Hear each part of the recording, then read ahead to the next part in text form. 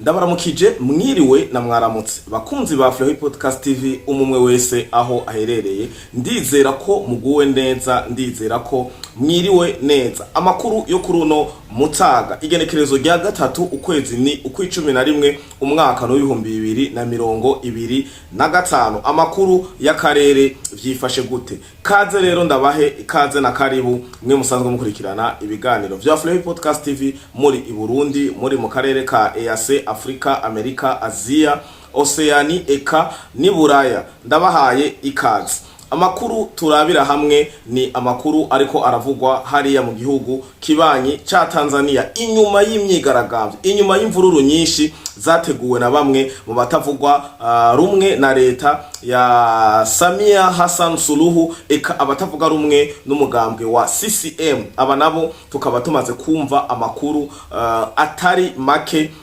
agenda aracana ko aho bivugwa ko izi mvururu zateguwe gusa n'iyi migambwe itavuga rumwe na CCM ariwo Chadema canke umugambwe wa Wazalendo, ahubwo bifise imizi miremire cyane gushika aho bigera mu Bwongereza, muri Amerika, bigaca mu Rwanda, Uganda na Kenya kugira bashike kuri kimwe twita Empire Hima. Rero mu gihugu ca Tanzania niyo umukuru w'igihugu cacu ciza cy'u Burundi Evariste Ndayishimiye abarizwa mu gihe yagiye kwitabira no gushigikira mugenzi we Samia Hassan Suluhu mu bikorwa canke mu mugigwa wo kurahira imbere y'abene gihugu, imbere y'abanyatanzania bose, imbere y'amategeko, agashikira uburongozi nyezina bwo kuba umukuru w'igihugu, kuramutswa igihugu cha Tanzania. Umukuru w'igihugu cacu ciza cy'u Burundi Evariste Ndayishimiye yamaze gushika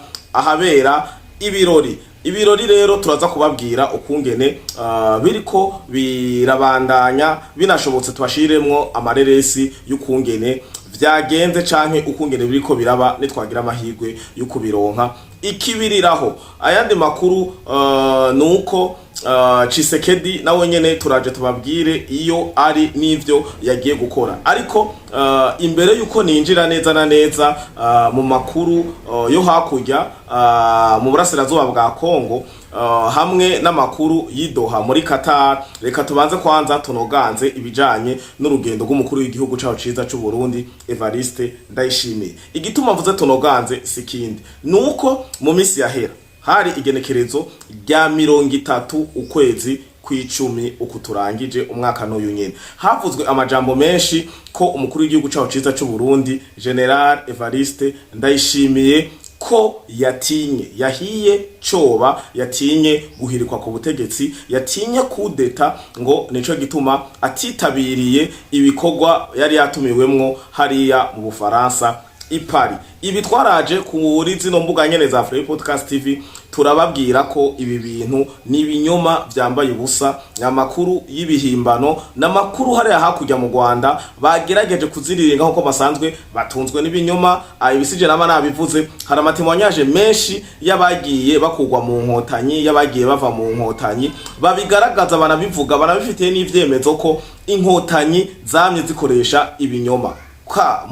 Nta kinyoma na kimwe inkotanyi zigera zihimba gikiza u Rwanda canke gikiza inkotanyi. Ubonye bahimvye ikinyoma umenye ko babashaka kukugirira nabi. Ni benshi bagiye bagirirwa nabi kugeza naho bicwa bagafungwa ataco bazira. Abandi bahunze igihugu cy'u Rwanda ari inkotanyi, bagwanye bakarasa mu rubavu, bakarasa bari mu mbavu murantunga za Paul Kagame, bikarangira abigaramye, bikarangira igihembo abahaye ari kubafunga, kubaturubika no kubakandamiza. Abo nabo musanzwe mubazi, abakiri bazima harimo Kayumba Nyamwasa, harimo ba Jonathan Musonera, harimo n'abandi benshi, haro n'undi yari umwate wiwe.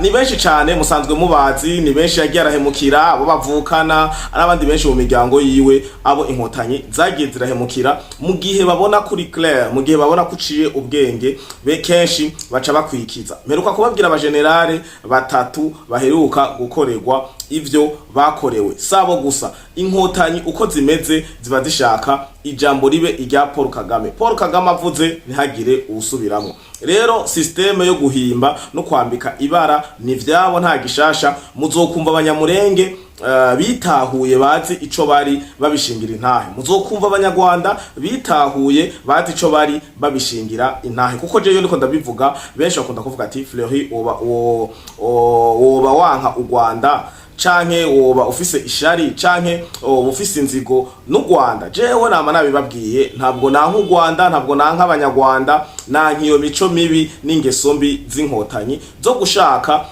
kugaragaza yuko umengo inkotanyi nizo zishoboye kwama ziri hejuru y'abandi bantu bose, haba mu karere haba mu Rwanda hoho ntitukivuga. Abanyarwanda ntibagifise ayo bacira nayo bamira, kugeza naho bavuga ati inkotanyi n'Imana irazitinya, inkotanyi ziza imbere y'Imana, kandi inkotanyi ngo ni ubuzima twaba tuzi ko ari Imana yonyene ibutanga. Aya n'amajambo yonyene agaragaza ko nivyo bavuga ubwabo, ntako bavuga ngo bagenga abandi bagenzi babo canke abandi bawomoroge bagenzi babo ngo ni ngunguru zigaragara, ariko ari byo nabo bashikiriza ukumva neza ko swate batanyoye akamogi, swate batacanganyikiwe banwe za zindi twama twumva ngingo jini n'ibindi vyinshi, baba bamerewe nabi mu mutwe, baba bafise ibintu bitagenda neza, canke nabo gasanga nizo ngunguru nyene bama batanga uburorero. Aha murambabarira, si imvugo yo gutukana, ariko ni imvugo yakoreshejwe n'umukuru w'igihugu cyo hakurya ya Kanyaru mu Rwanda, Paul Kagame abwira mugenzi we mu migani ko ameze nk'ingunguru igaragara. Murumva ko nimba carinze gikoreshwa n'umukuru w'igihugu, naje ndacitije ndagikoresha mvuga ati bamwe mu nkotanyi si bose barameze nk'ingunguru zigaragara, kuko haribo abo buzuzamwo ibinyoma bagaca baza kumbonesha kure bagakoreshwa. Nama nababwiye muzoze muraraba bakikuje abazungurutse Scovia, muzoca mutahura ico ndiko ndababwira. Benshi bakugwa mu gasho bakaza kumarira ibihe byabo bariko barasevya batuka igihugu cacu ciza cyo Burundi. Nama nababwiye gende mugire rusansuma ku mugangurukana bumenyi zose zo mu Rwanda, muzobona abantu bose batuka uburundi bose sinkotanyi, muzoca mutahura igituma babikora. Bamwe ni kugira baronka amaco y'inda, abandi ni kugira bakiza amagara, abandi ni kugira babandanye baca umunyororo bawurangize bariko barasevya igihugu c'u Burundi n'indongozi z'u Burundi. Aha rero nkaba ndiko ndaja kuja nsotera mbwira abanyarwanda ya kudeta mwavuga ko umukuru w'igihugu cyaho ciza cy'u Burundi atinye, none ubu ko ari muri Tanzania. Nico gituma ndababwira ati amajambo mwe muvuga nta bwenge abarimwo. Mumbabarire ndabibabwira, amajambo muvuga kuri zo mbuga ngurukana bumenyi bwa zanyu nta bwenge na bukezi bazirimwo, nta busesanguzi, nta bunyamwuga, ntaki nugufana nugucoza gusa. Ubu arihe icambu cy'abaraho ngo yandirimbo ngo haniye. Ubu mukuru w'igihugu ari he? Nyasohotse imbibi, nari hanze y'igihugu. Ivyo mwariko muravuga atinya ubu ntivyoba, none ko bitabaye. Mu Burundi uwo mutima twarawuciye, mu Burundi twaramenye ivyo ahora bidutandukanya. Mu Burundi ubu turi bamwe, ubuyobozi buremerana, ubuyobozi burumvikana, ubuyobozi burumvana. Mu Burundi nta mitima ya kudeta igihari. Kudeta zari za kiriya gihe barazi n'igituma babikora, ariko kuri buno buyobozi buhari kuva muri 2005 mu 2005 nta kudeta turiko turitega, nta nivyo twipfuza. Rero mukuru w'igihugu cyaho ciza cy'u Burundi tumwifurize kuroranirwa hariya hakurya mu gihugu kibanye ca Tanzania, umuhango canke umugigwa yagiyemwo ugende neza. Twongere twifurize ubuyobozi bwiza Samia, umukuru w'igihugu Samia Hassan Suluhu, umukuru w'igihugu agiye kuyobora, agiye kubazwa ivy'igihugu ca Tanzania ubugira kandi, kuko ubu niho agitogwa neza na neza. Murazi ko ubwa mbere yari yashikiriye amabanga inyuma yaho nyakwigendera mukuru w'igihugu amusigiye uburongozi. Rero tugaruke duce hariya i Qatar. Felix Tshisekedi umukuru w'igihugu ca RDC ari i Qatar. Nari nabibabwiye mu makuru yaciye hano kuri zino mbuga zanyu za Fleury Podcast TV ko Tshisekedi ari muri Egypt mu rugendo rwari rumujanyemwo. Narababwiye ivyo yaragiye gukora. Ubu akaba barizwa muri Qatar, akaba ariyo mbere yanaraye, yashitseyo ejo masaha y'ijoro n'umutambukanyi wiwe, yakiriwe neza. Ariko nkaguma ndamubwira ati Tshisekedi ni wicunge, kuko Qatar n'u Rwanda. ndasubiyemwo Qatar no Rwanda Tshisekedi n'umudamu wiwe nibicunge kuko hamwe bohabwa akantu ka Dani Munyuza ariko ka Munyuza hariya mu Rwanda gakora cyane bakagira rimwe n'umutambukanyi wiwe Kongo n'abarundi eka n'abandi basanzwe bashigikiye canke bafise umubano mwiza na Kongo boba barakandi ngo bari uruhombo runiniya. Tshisekedi rero yagiye mu nama igira kabiri igenda kuraba ivyigwa bijanye n'iterambere rusangi. Jewe naguma ndindira ndabe ko bagiye mu vya politike canke mu biyago vya Doha bijanye na AFC/M23 sinzi ko bashoboye kuja kuvyinjizamwo ariko ugiye kuraba je nagerageje gusoma ndabe iyi mission agiyemwo nasanze atari ivyo bintu ngo vyo kuvuga ati bagiye kuraba ivyo umutekano w'uburasirazuba bwa Kongo hari hariko arabera imigwano oya kuko kare bagiye bavuga neza ko bagiye mu vy'amasezerano bagiye muri akoro izina ziriya mu masezerano y'ubudandaje bimwe u Rwanda rwagerageza gucengetera ngo abibasinyire bikarangira abasoye bikarangira abankiye abisutsemwo amazi. Ubu Tshisekedi yagiye muri ivyo ndababwiye mu bintu vy'imibano iterambere nivyo nabonye yagiyemwo kiretse babisizemwo question securitaire ikaza mu nyuma ariko jewe aho nashoboye gukura amakuru nasanze Tshisekedi atagiye kubonana n'intumwa za AFC/M23 ariwe Olivier Nduhungirehe canke u Rwanda muri rusangi. Ibinda bivuze kubera gushika no munsi mu Rwanda nabonye hari agasakisaki eka no muri Kongo bimenyesha amakuru bimwe byo mu Bufaransa vyigenga eka nivyo muri Amerika byanditse ari byinshi bibaza Olivier Nduhungirehe yabaye umuvugizi wa AFC/M23 ryari. Iki ndabibutse ko namaze kugikorako ndababwira ko Olivier Nduhungirehe yagize amakosa abiri mu kuja guhakana d'abord ko aeroport ya Goma yugururwa. Olivier Nduhungirehe n'umushikiranganje w'u Rwanda ajejwe imigenderanire y'u Rwanda n'amakungu Goma ntiri mu Rwanda yaja kubihakana gute? Aha niho yigaragarije anagaragaza u Rwanda nafukura sebuja wiwe amutuma kubesha no guhirika amajambo eka no kwiyamvya babesha badendekeranya ibina biriya. Olivier Nduhungirehe rero kuri urya munsi narababwiye ko yigaragaje nkabarongera ndabibutsa ko uko inkende iduga igiti niko igaragaza ubwambure. Nkongera nkababwira ko hari uwundi muntu yanyongereye umugana mbwira ati burya ubwambure bw'inkoko ubwerekwa n'umuyaga. Ubwambure bw'inkoko ubwerekwa n'umuyaga. Umuyaga uri kurahuhuta mu Rwanda si mwiza. Umuyaga uri kurahuhuta i Kigali, umuyaga uri kurahuhuta mu Rugwiro, umuyaga uri kurahuhuta muri FPR Inkotanyi ntabwo ubamereye neza na gatoyi. Rero Olivier Nduhungirehe sinzi ko sindanabona ko yoba yagiye idoha canke umwe mu bayoboke ba Kagame canke Kagame ubwiwe. Ugo rugendo narurondeye narubuze sinzi ko yagiye batabivuze canke bataravyandika zambuga ngurukana banyizi yiwe ariko ugo rugendo rwa Paul Kagame canke rwa Olivier Nduhungirehe canke undi wese baba batumye kugira bigaragare ko bagiye guhura bicare bayage kubijanye n'ivyo umutekano canke kugarukana amahoro hariya mu burasirazuba bwa Kongo. Ayo makuru nayabuze, ayo makuru ntayahari ku ruhande rw'u Rwanda. Nico gituma nibaza ko Tshisekedi yoba yagiye mu bindi atari ivyo vya AFC/M23 na Kongo. Amakuru rero nayo Samia Suluhu Hassan bagwanije ndabibutse ko yatsinze ku bice 96 mu bice 97 n'ibice 6 kwijana bisigura ko yatsinze hafi imfufu. Hanyuma ndabibutse ko Antonio Guterres umunyamabanga mukuru wa ONU yanditse asaba ko imvururu canke abigaragambya bo bikora mu mahoro ataco bonona kandi agasaba n'igisirikare canke abajeje umutekano ba Tanzania nabo nyene batokoresha inzira zibabaza, inzira ziri viora, haba kwica, kubarasa n'ibindi vyinshi mu gihe ngo yumva ko hariho abariko barapfira muri iyo migumuko. Sinzi ngiriye ko kuri kino kintu co kuba bariko barapfa canke vyo nashika ko bapfa.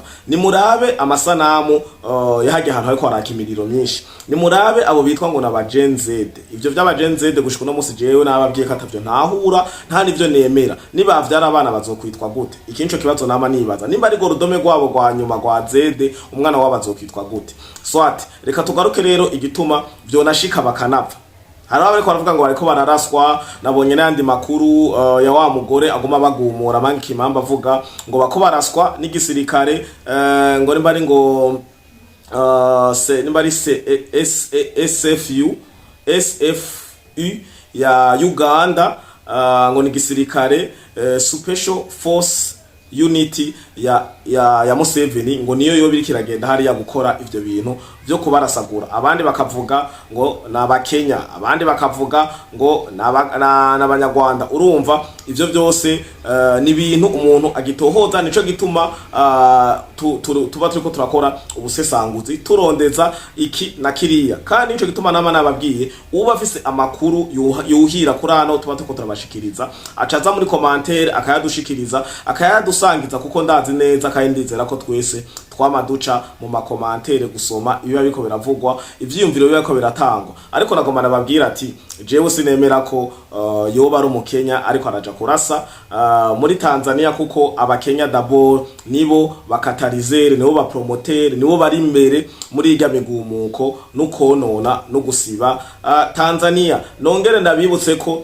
abakenya twamenye igituma benshi ugwaruka gwagiye muri Tanzania gwagiye rugiye konona no kwihora. Ndavuga mvuze kwihora benshi ntibabitahura. Ndabibutse ko higeze kuba imvururu hagati ya Kenya na Tanzania, aho Ruto n'abakenya batera amajambo Tanzania, aho Samia yatevye akaja ku mbuga ngurukana bumenye canke kuri televiziyo imbonesha kure akavuga ko abatanzania bafise ikibazo, mbere yanabagereranije nimba ari n'igikoki kihe. Ivyo byarabarakaje no mu majambo bagiye baravuga ko bari kuri boda bariko baragerageza gusunika kugwanya abajejwe umutekano w'imbibe, bavuga ko bagiye kuyihora Samia yabafashe nabi, abagereranya n'ikintu ntazi nabo nyene kitabanezereye cyane gose. Rero mumenye ko abakenya bagiye kwihora abaririmbyi ubwa mbere, nico gituma mubona bagiye. Nimwibaze ngo umutanzania yagiye guturira restaurant ya Shilore, nimwibaze ngo umutanzania yagiye guturira magaze ya Juxi, nimwibaze ngo umutanzania yagiye kwa Nifa, nimwibaze ngo umutanzania yagiye guturira inzu y'umuhungu wa Samia.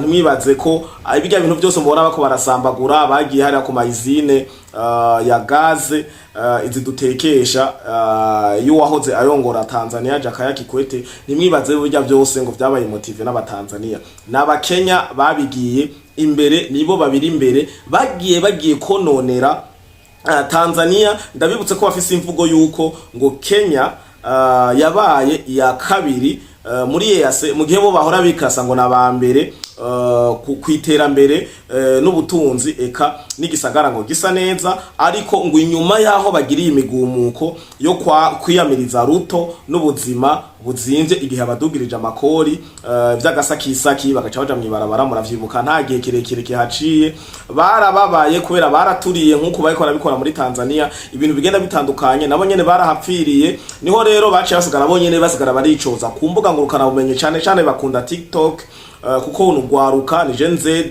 generation Z nayikunda TikTok gusumba izindi. Ugiye no kubabaza ibintu vya Twitter ntavyo bazi, kuko Twitter novuga ko ari canal canke corridor diplomatique. Uzoyisanga ko abakuru b'ibihugu, abayashikiranganje, uzoyisanga ko abantu benshi bo muri leta bagenda batandukanye, b'ibihugu bigenda bitandukanye. Ni naho mbere ushaka n'amakuru yizewe, usomye amakuru ku mbuga ngurukana bumenyi kuri Twitter zivanye nuko abayobozi benshi usanga hariko agatiki k'ubururu kaba kagaragaza ko Twitter canke X yaba verifiye, niho ubonera ko iyi ni compte professionnelle y'uwo muntu uri kurakurikirana, nimba ari mu ambassadeur, nimba ari umukuru w'igihugu, nimba ari umugwiza tunga kanaka, niho bigaragarira. Kuko ugiye kuraba Twitter yiwanje canke yundi muntu ataragera ku rugero runini ya cyane, ata influence nini yafise, kuko kugira ube verified na ma procedure ntibaze bakubeshe ko umuntu wari we wese aba verified. Ujya muntu usanga ari ko kayagatiki k'ubururu ujya urashoboye kumufollowinga, kandi n'amakuru urashoboye kuyizera na buke buke mu gihe aba atariko arafana, kuko nababwiye kenshi aba ariko aba diplomate hariya murazogenda mu mpenyutse. Rero iyi generation Z barateranya amajambo na Tanzania gushika naho bajabuka kuja kwihora no majambo yabo bagenda barabivuga. Niho rero niko ndabwira abatanzania ni muco ubwenge, ni mwiyubake. Ubu baje bavuga ati tuje konona Tanzania kuko yahora isa neza, niyo yari isigaye isa neza gusumba Kenya, niyo yasa niyo yari iteye imbere gusumba Kenya. Niyo handi nababwira ati ubu abajene bo muri Tanzania, iyi Gen Z muri Tanzania iko igumuka isabiki. Tanzania hajya ko benshi tware ko turayiraba nk'icitegererezo, bafise ibiraro byo hejuru y'amaoseya, bafise amabarabara yo hejuru, bafise mwendokasi, bafise amastendi y'amabisi meza, bafise amatrain mu mihingo yose, Dodoma, hariya Kigoma, za Kasuru, za ahantu henshi, za Mbeya, za Arusha, za Songwe, ahantu henshi muri Tanzania hari dote n'inzira za gari ya moshi n'amatre menshi, mbere n'amatramway yayandi agenda akoreshwa n'umuyaga nkuba na za train za kera barazifise. Ariko siniko ndatahura umuvuduko Tanzania yari yigeze ko witerambere ugwaruka rushakiki, ariko ne handi uca ugaruka koza wumva uba ashaka kukurya ntabura imboga agukoza. Amakuru rero narinje kubashikiriza nuko umukuru w'igihugu cyaho ciza cy'u Burundi General Evariste Ndayishimiye nyene icubahiro ciwe cyose ari muri Tanzania. None ya makuru yuko atinya kudeta guhirikwa ku butegetsi ari hehe ko yagiye umutima uri munda? Aya maja makuru y'ibihuha rero ntimuzoze murayafatira ko umukuru w'igihugu ngo muri leta ngo ubuyobozi ukurabiriya ivyo badendekeranya, murabona katari ivyo, kuko aba babahaye makuru nibo bagaruka bakavuga ngo Uburundi bushora ivu. Nanje nkacavuga ati Uburundi nimba dushora ivu tukaba twaronse isoko y'ivu, nta kuntu twoshora amakontinere nk'ajye bwa mbere tukongera tugasubiza ya kabiri n'aya gatatu azojayo n'aya kane n'aya gatanu gushika turonse ibikoresho vyacu nyezina ducukurisha ubutare nyezina. Rero nyezina hanyuma tugaca tugira industry minier hano mu gihugu cyacu cy'u Burundi, tukigenga tukaza turatwara ibintu biri mu marengo, ibintu biri transformer, ibintu biri produit fini, tugatwara i Burayi bashika bagura, canke mbere ntitunatware bakaza baraza nabo nyene kuvuga ati turaje kurangura, turaje kubashorera. Pourquoi pas? Aya makuru rero niyo twagomba kubashikiriza. Umukuru w'igihugu ni yari Tshisekedi ari Qatar, turaza kubabwira ivyavugiweyo, turonse n'ijambo ashikirije, turabemereye ko tuza kurisigura mu Kirundi ijambo riza kuba riko rashikirizwa na Tshisekedi, kuko ubu niwe duhanze amaso hariya idoha twumve n'ivyo bagiye kuvugana, kuko muri uno mwanya nababwiye haracanwa amadidane, kuko jewe aho nagerageje gukura makuru nta namwe handitse ko Tshisekedi yagiye kubonana n'intumwa za AFC M23 aribo Olivier Duhungirehe, Kagame n'abandi benshi.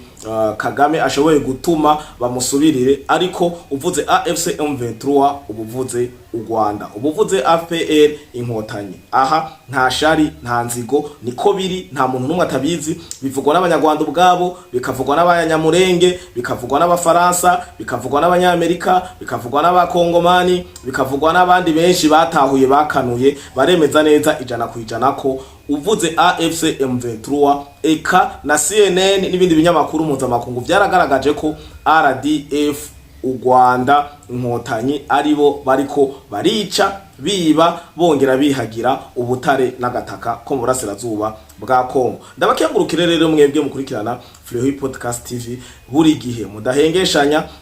Aya namakuru yo kumutaga twari tubafitiye, nitwaronka yandi nta nkeka turagaruka hano twihuse tuje kubashikiriza amakuru bikunze. Turagira ikibiriraho n'ivyaba byihuta cyane, bitihuta cyane turongera tubatorokaneza amakuru tuze tuyabashikiriza. Hanyuma nizere ko twitavye ubutumire bwanyu canke igisabo canyu cyo kuza turakora video ngufi. Ndibaza ko ngaha atamwidogo uhari. Ndabakengurukiye rero cyane mwe mwamaze kugira sabone canke subscribe.